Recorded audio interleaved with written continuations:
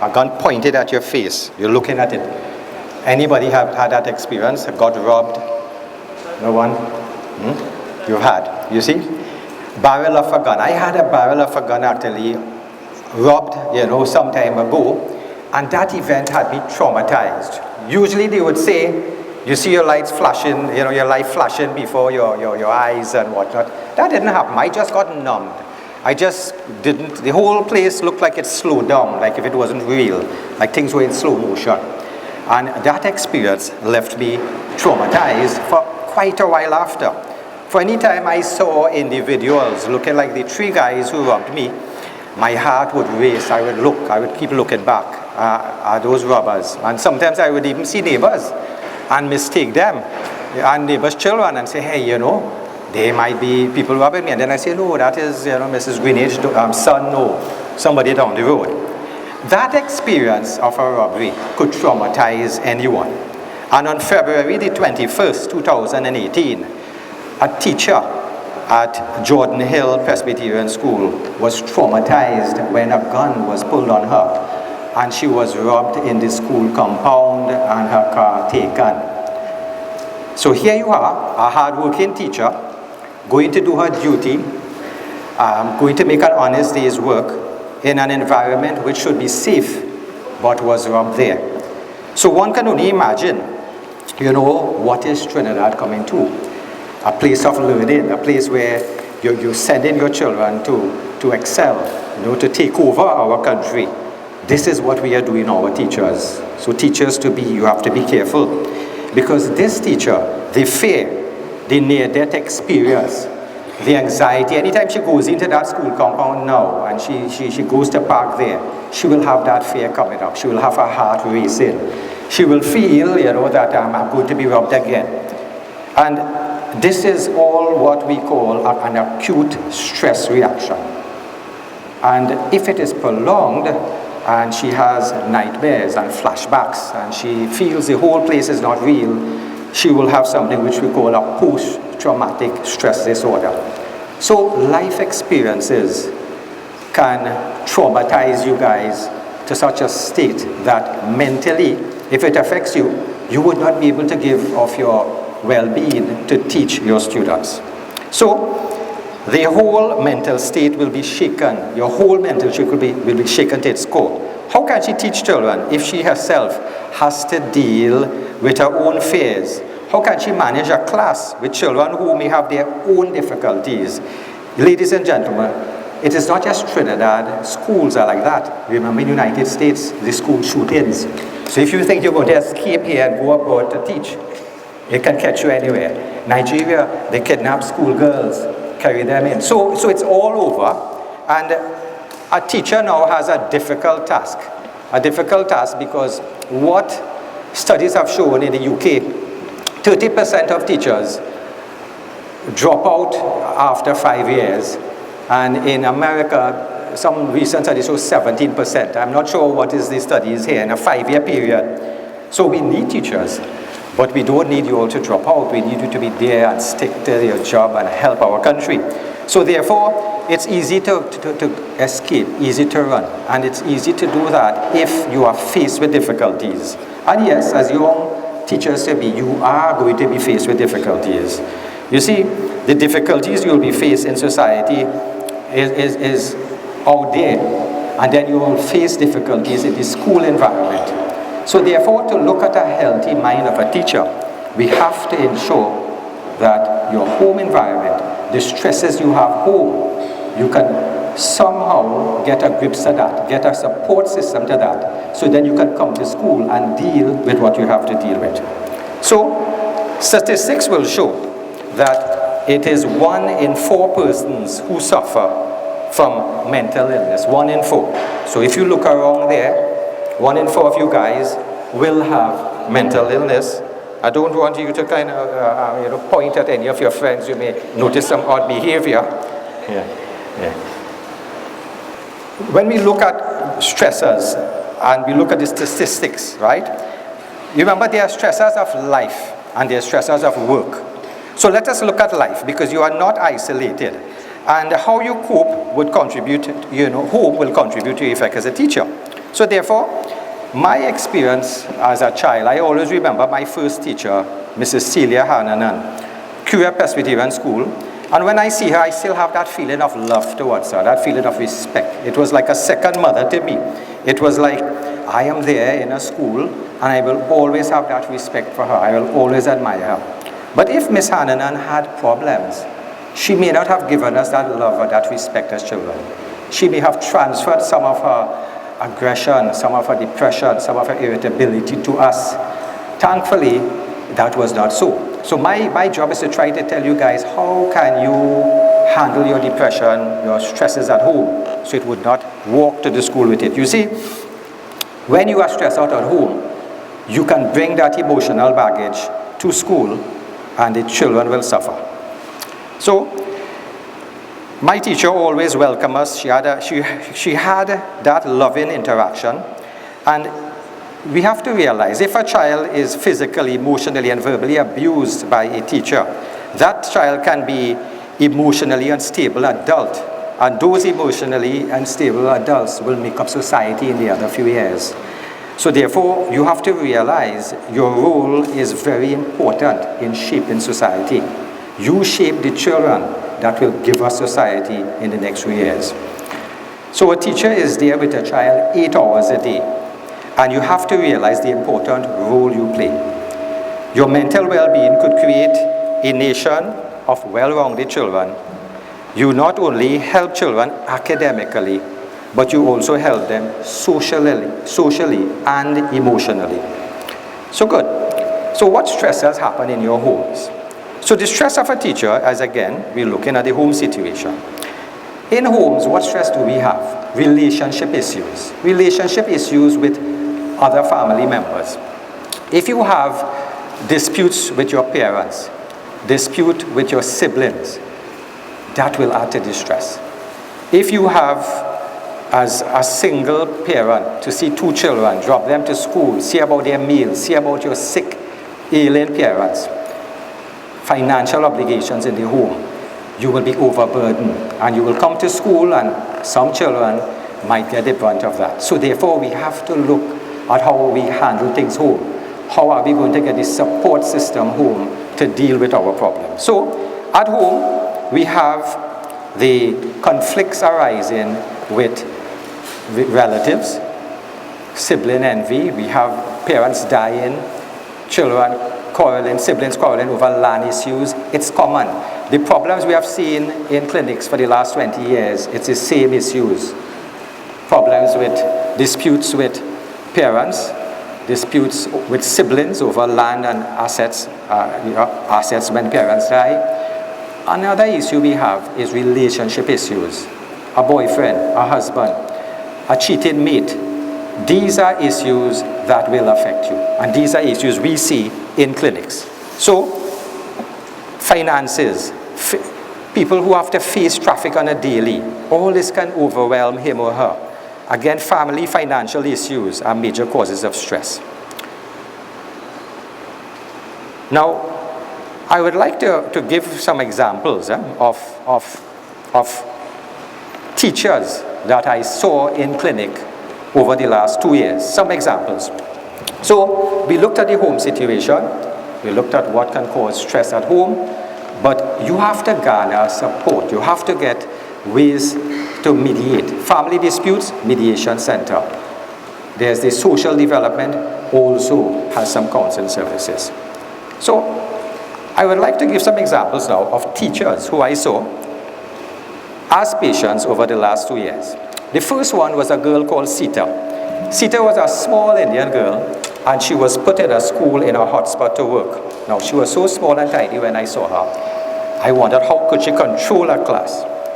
Well, it so happened, one of the boys robbed her. One of the boys took her purse, and she obviously tried to punish him. But she didn't know that that boy's father was a known gangster in the area. So it was then trouble started. Threats were made. On her way to school, she would see the father standing up with 2 guys staring at her. Now this is what teachers face. They steal your purse, you're going into a hotspot area to work, you're now faced with the community there ostracizing you, threatening you. So this poor girl had panic attacks. Driving to that school, she would have fears. She would have anxiety. Her heart would race. She would have palpitation.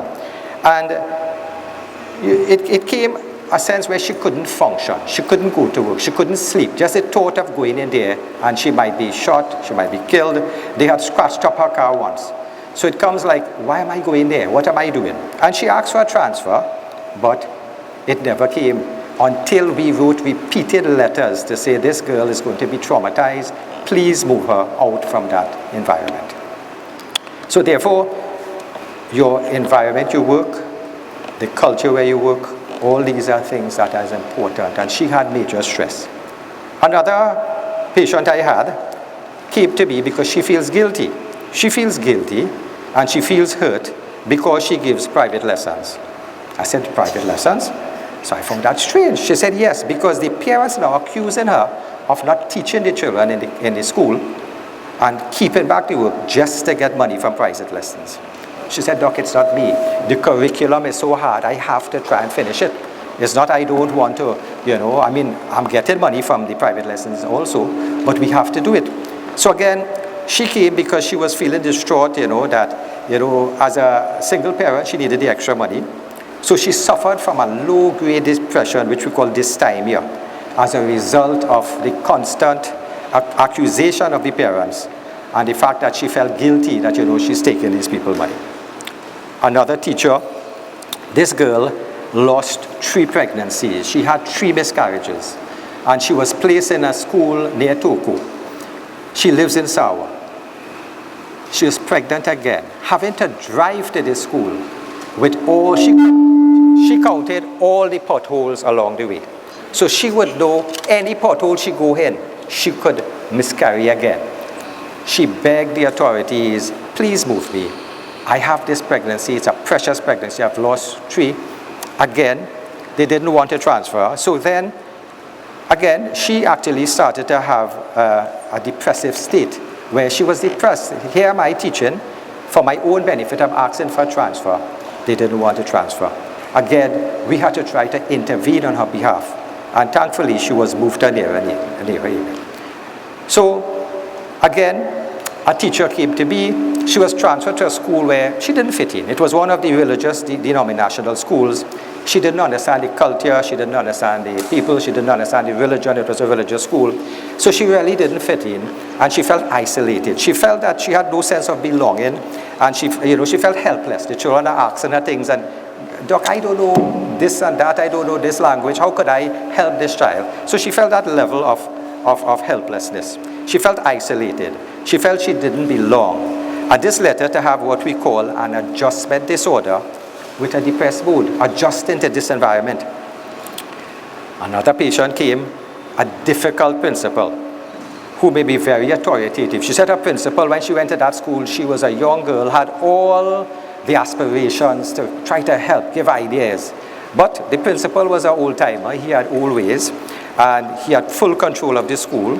So again, the teacher felt disengaged. She felt that and anytime she had to speak to this principal, she got migraines. Now, this is what we call a psychosomatic sort of manifestation. So, depression and anxiety in females could come on as headaches. It can come out as neck pains, migraines. In men, it can come on as back pains. So the rest of our staff always joked with her that, the principal, anytime he's having a staff meeting, she will try to get some excuse out because, they used to call him migraine principal. But the older teachers adjusted. She just had to learn how to adjust. And with mentoring from one of the older teachers, she fit in nicely. But at the time, it was a migraine every time she had a staff meeting. Now, all these factors and more are well documented in a study done by the UTT staff under, Dr. Ramdas did it. And there's a lot of other factors, the conditions of the school, the geography of the school, the teacher workload, the student behavior, leadership, management, and employment conditions. And this is a study, I think, Ms. Ramdas and Dr. Gauri did some time ago. So student behavior, leadership, management, employment, conditions, all these were studied in a UTT study that you all could look at, and you would see the causes of teacher stress. So teachers are undergoing a great deal of stress, and we must now be able to recognize the stress, if not handled properly, could trigger an unhealthy mind. Worrying over something that can cause a lack of sleep and poor sleep hygiene could trigger mental illness. So if you're not sleeping, if you're ruminating, thinking about something over and over, thinking about why my principal quarreled with me in front of everyone, why did that student be rude to me, why do I don't have the materials to teach my student, why must I come to this school to teach, and you're going that over and over in your mind. We call that ruminating, we call that going, and you're not sleeping, you're thinking about it, getting obsessed with it. That will get you sick, because you are now being focusing on some negative energies, and that negative energies would lead to mental illness. So some patients will get mental illness if they have a genetic predisposition. So if one of your relatives suffer from depression or bipolar disorder, you can get it if you have the correct factors that could push it.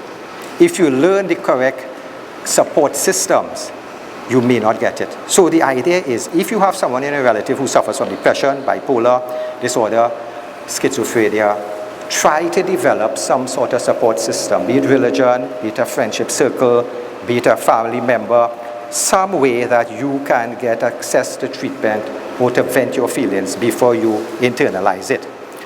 So some persons may have a genetic predisposition, and therefore you have to know when to reach out. And those persons, I beg, if your relatives have it, you reach out to your employees assistance program, you reach out to our clinics, you go to your GP or health center, because your health centers now, they are training the GPs how to handle depression and bipolar. Our CDAP form has those drugs in it. So you don't have to come to a mental clinic where people may feel stigmatized, and I don't want to go there. If I'm going to see Dr. Deyalsingh, I am mad. That's a mad person clinic. You don't have to come to us. There are other services. So the GP, the health center, now mediation centers are important for family disputes. Don't wait until you and your brother fighting over a piece of land and it reaches a state where you're going to get depressed and you're going to have to come to us. You go to a mediation center, which is scattered all over the country, to try and solve that. Ministry of Social Services offer counseling services. So again, you can go in there and get dispute resolution, family management, teenager, parent, you can get all that there. But online support groups. But we find 60% of persons who suffer from depression don't seek help. So this is a challenge we have, where you have the people are not coming forward. So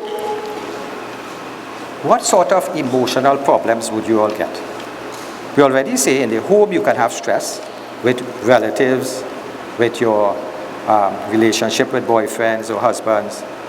You can have financial stress. You can have stress from the distance where you work to travel every day.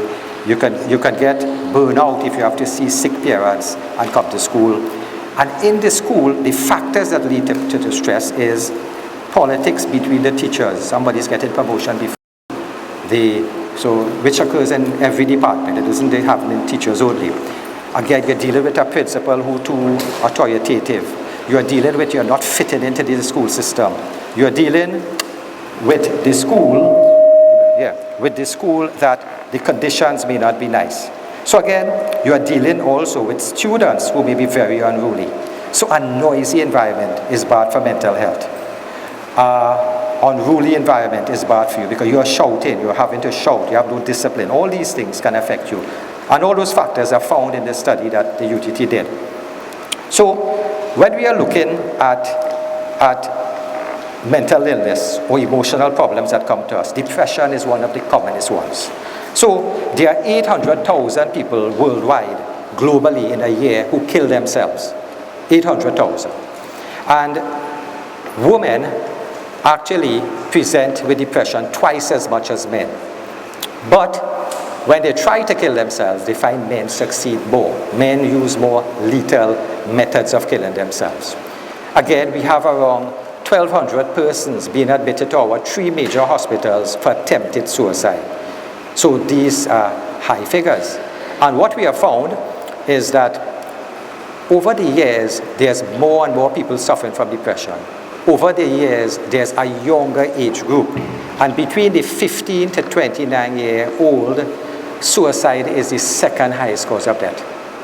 And why I want you to know that? Because you are young. Some of you fall within that 29. If you have too much of stress, you can succumb. You can think this is a way out. And why I'm telling you that also? Because you all will be seeing students. And these students may show signs of depression.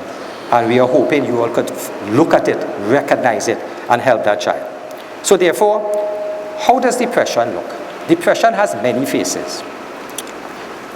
Some people with depression may overeat, some may undereat. Some may sleep more, some may sleep less. But one of the features in depression that you have to look at, you lose an interest in things you once enjoyed. So if you once enjoyed cricket, or you once enjoyed looking at television, you just lose that interest. So you have no interest in anything again. You also have that doom and gloom feeling where you just feel sad and down. And if this is occurring for more than 2 weeks, this is how we look at it as a depressive state. More than 2 weeks, doom and gloom feeling, the eating changes in eating, changes in sleep patterns. So again, the withdrawn person looking sad, maybe one aspect. But children, when they are depressed, some children are agitated. They just don't go withdrawn and look sad and keep quiet. Like, remember Winnie the Pooh, there's the donkey or the pony in Winnie the Pooh, who always look sad, while Tigger always look jumpy and happy. So you not necessarily, in children, if they are depressed, they may come out as aggression. Also, in men manifest depression different from women. Men may be aggressive, men may be irritable, men may go and drink alcohol. Women will seek help easier. So women will seek help, women will talk more, women will come to our clinics. So therefore you have to understand that depression would look different. Now, when we are talking about depression, we are looking also at bipolar affective disorder, or what you call a mood disorder. So you may see someone full of energy. They comes into your school, doc, principal, I want to do this, I want to do this project, I want to carry the students elsewhere, I want to start this project, full of energy, full of drive, and then suddenly these individuals will have all the plans, put everything in place, but things are not being done. So you call that a hypomanic phase. They're not sleeping, they're plotting plans, they're doing things, but they never get the task done. So bipolar disorder, it goes from that phase and suddenly they go manic, where they actually start to spend money widely, they get hypersexual, they're very loud, they dress in a loud manner, and then those persons sometimes will burn out and go into a depressive state. So then you have the mood changing. So you may recognize this in some persons. They may be happy for 2-3 weeks, full of energy, and then they may start to go into that sad. So you look at a mood disorder or bipolar affective disorder. Again, a lot of musicians and actors have bipolar affective disorder. The energy, the drive, the creative spirit is there. So it has its uses, but when it goes out of control is when we need to come in and treat. Again, what again we look at? We see anxiety disorders. And anxiety disorders actually could manifest at different areas. Anxiety disorders will come as panic attacks. You just suddenly doing something and you start to feel your heart racing, you start to shake, you feel that you're going to get an asthmatic attack, panic attacks.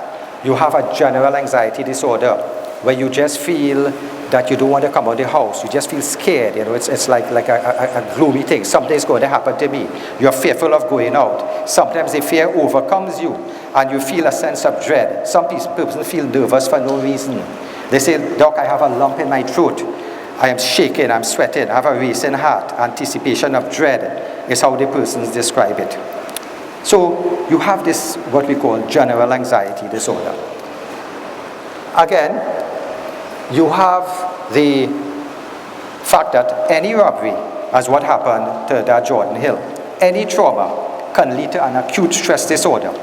And this, if it lasts too long, if that feeling, you're not recovering, if you're having flashbacks, if you are having, you remember the traumatic events, you're busy in the kitchen cooking and suddenly you just remember the gun in your face, and that's now taking over your life. We call it a post-traumatic stress disorder. Often seen in victims of crimes that you can get this.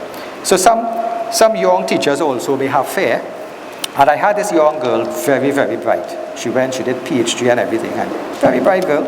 But when she came to a class, she couldn't speak.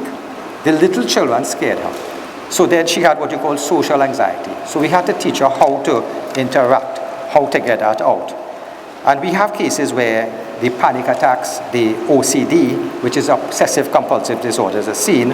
And these sometimes may be due to a childhood trauma that a teacher may have had when she was a child. So sometimes we have to go back in the childhood to see if we can see, why are you having OCD? Why are you having panic attacks?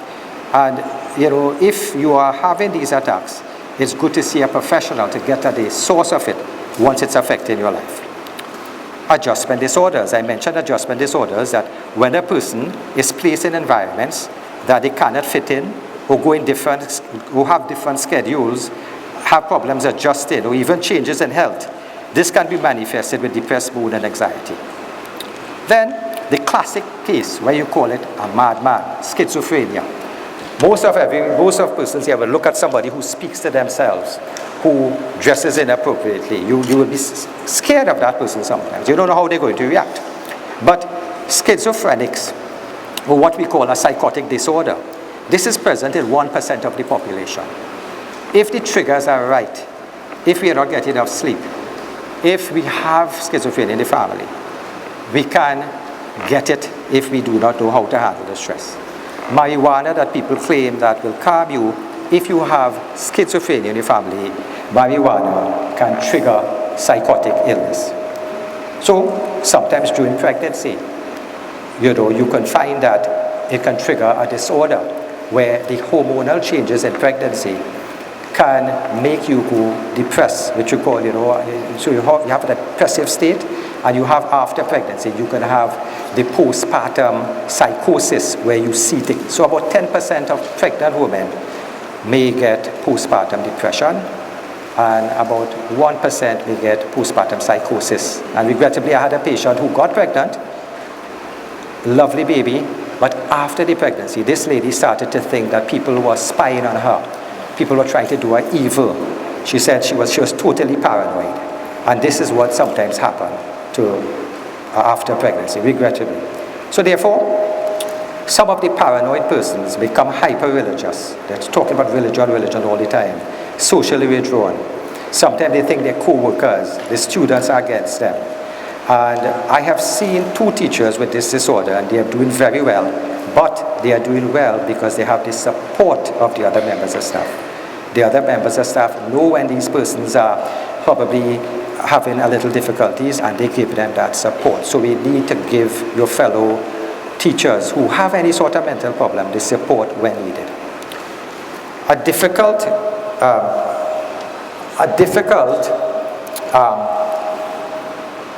problem we face is having persons with personality disorder. Now, a personality disorder, really speaking, it's a disorder where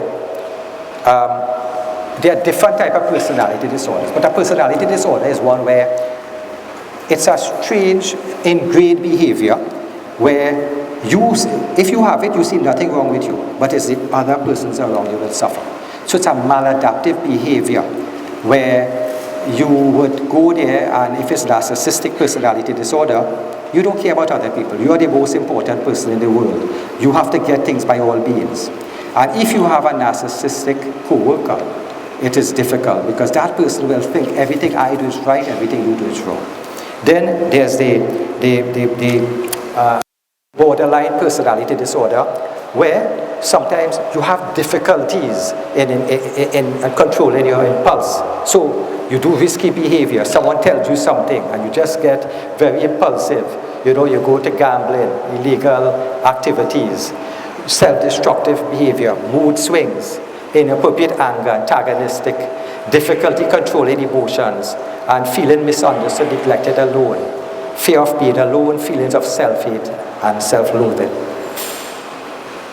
So, narcissistic personality disorder, believing that they are better than others, fantasizing about powers of success and attractiveness, exaggerated achievements or talents, experiencing constant praise and admiration, believing that they are special and acting accordingly, failing to recognize other people's emotions and feelings, expecting others to go along with their ideas and plans, taking advantage of others, expressing disdain for others who they feel are inferior, being jealous of others, believing that others are jealous of them, trouble in keeping healthy relationships, setting unrealistic goals, being easily hurt and rejected, and having fragile self-esteem, appearing as tough-minded or unemotional. So it's a spectrum of of behavior you may get in some person, but those are co-workers that you may have.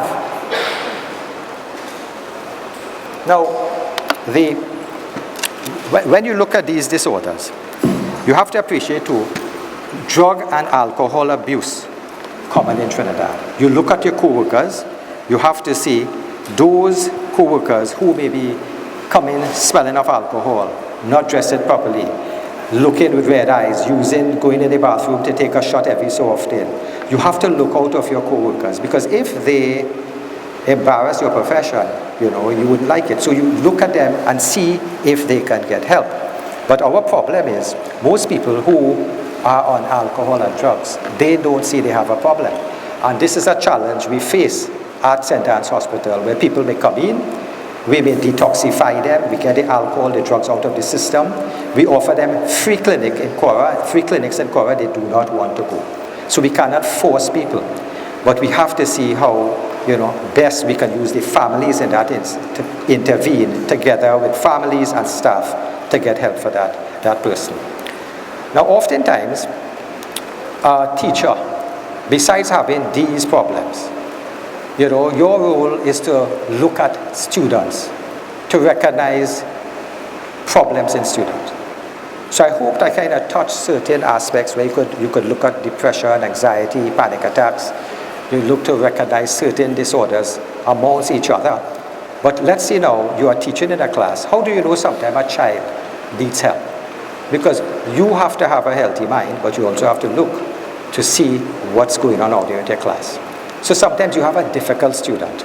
And you may have a child with learning disability. A learning disability, a child may not comprehend mathematics. A child may not comprehend language. So there's the language, the mathematics learning disability. In the United States, they have diagnosed attention deficit hyperactivity disorder, 6.5 million children. I think they overdiagnose in the States, but you see, if that is coming, that pattern will soon come here, where doctors here may be willing to overdiagnose children who are quite normal and just playful. Again, dyslexia. You're teaching a child, and the child will be mistaking a letter P for a Q, a 6 for a T. You have to understand, don't matter how much you shout at that child, it is just not registering here. It is not imprinted in their mind in the correct way. And then sometimes you may see children depressed. Children who are depressed and look for signs of cutting. Children may cut themselves. Yeah. So you look for signs of cutting. So a child who might be sexually molested will look at cutting as an option. A child who feels that the parents are too authoritative, not letting them go out, may cut themselves. And the cutters tend to put it in areas that are hidden. A study done by Daphne Phillips, looking at violent children in certain schools, found that 40% of those children were sexually molested, 40%. So sometimes one of your children in your class acting violently may be really a reach for help. So don't judge violent children unless you know what's going on in their environment, in their homes. She said 30% claim poverty was an issue, 15% physical abuse, 10% neglect, 5% verbal abuse. So a teacher has to recognize these children and refer to the student support services. You see, you cannot do everything. We want teachers to be doctors, psychologists, nurses, teachers, but it's a lot on your shoulders. But there are other support services that you have to latch on to. So When you see in a child who is withdrawn, a child who has a change in personality, a decline in academic performance, all these are red flags to say, hey, this child may need help. So there's something called burnout and sick building syndrome, where you are working in an environment, ventilation. You have stress, burnout, overlap with psychiatric illness. So we call it sick building syndrome. But OSHA will tend to come in if you one of the schools you're working with is not adequate, and they can assess it for you. You have to, again, to recognize the mental distress in co-workers, emotional changes, crying, anger, irritability, lack of emotion, difficulty in thinking and concentration. So any of your colleagues who are changing, you look out for this. You have to recognize mental illness by looking at people staying home, the absenteeism. There also is presenteeism, where they come to school, but they're not even performing. So it's not just absenteeism where they're staying home and giving sick leave. Reduced productivity, uncharacteristic behavior. Just so a quiet teacher suddenly becomes loud, suddenly dressing different. Low morale, a lack of cooperation, excessive tiredness, complaints of physical aches and pains, and or patients who are very happy and bipolar disorder. So you have to learn to recognize it in your colleagues and your friends, fellow students, because there's a lot of stress in students now. Even among our medical students, 2 medical students within the last year killed themselves. So it is frightening to us that we are teaching medical students, and we should know about depression, and our own medical students are succumbing. So what action plan we have, right? So we say you have to keep your environment healthy. You have to look at the environment, have to keep the environment safe. You have to have that support system. The older teachers give some mentorship. You have to have healthy community connections, and also the well-being of individual. We have programs where we say mentorship is important and mindfulness. There's what you call mindfulness programs where you actually teach and you live in this moment. You're doing something, just think about this and don't think about what happened in school today. And we try to say, have a cutoff point from your work. So again, this is a picture where you can get support, you breathing exercises, regular exercises, time management, group of social support, creative imagery, meditation, yoga, biofeedback, exercise, proper diet, avoid alcohol, sleep, mind-body practices, journal your thoughts and feelings. And student stressors, so you have to learn again to divorce your work in school, and when you go home, divide it up. You have to learn to reach out for help. So, society needs emotionally healthy teachers to give us emotionally healthy children. And the emotionally healthy children will give us an emotional healthy nation. So there now needs to be a shift, a paradigm shift, where teachers could once more be placed on the pedestal. I put all my teachers up on that pedestal. This is something we need. To save our nation, we have to put teachers back on that pedestal. We have to keep you guys healthy, because I really think that teachers and social workers are the ones to save the nations. Not doctors, not lawyers, not engineers, not geologists. Because you all are the ones spending 8 hours a day with the kids, who can make those kids healthy individuals in society. So to help our country, we need dedicated teachers to save our nation. So I beg each of you to seek help if you need, because your country needs you. Thank you.